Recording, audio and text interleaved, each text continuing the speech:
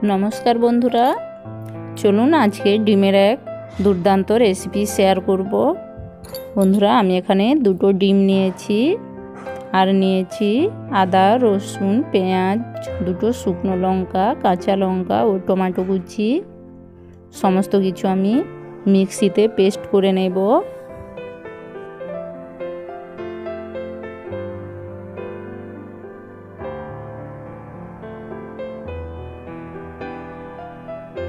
समस्त मशला आमी एक साथे पेस्ट करे निয়েছি। एबार आमी दुटो डिम एकटा बाटिर मध्य फाटिয়ে नेब।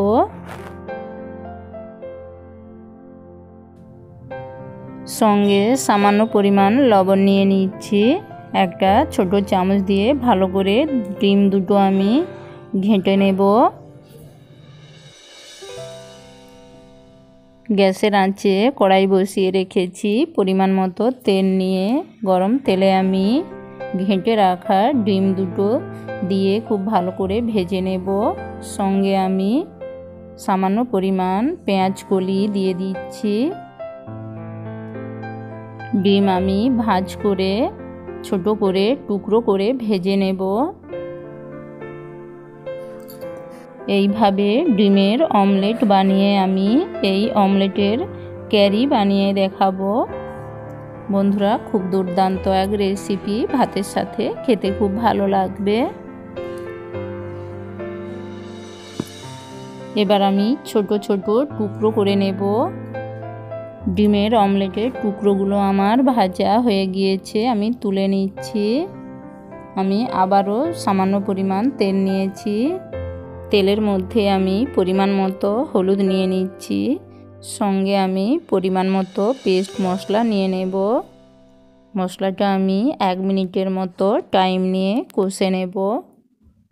আমি এখানে কোনো আলাদাভাবে গুঁড়ো লঙ্কা ইউজ করছি না, আপনারা চাইলে দিতে পারেন ঝালের পরিমাণ অনুযায়ী। আমার পেস্ট মশলাতে সমস্ত কিছুই দেওয়া আছে, তাই আমি গুঁড়ো লঙ্কা নিচ্ছি না।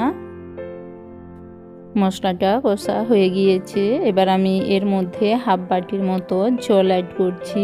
সঙ্গে আমি পরিমাণ মতো লবণ নিয়ে নিচ্ছি।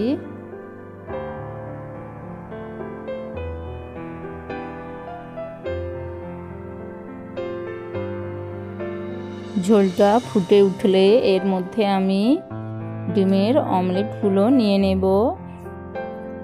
আমি 1 মিনিটের মতো রান্না করে নেব।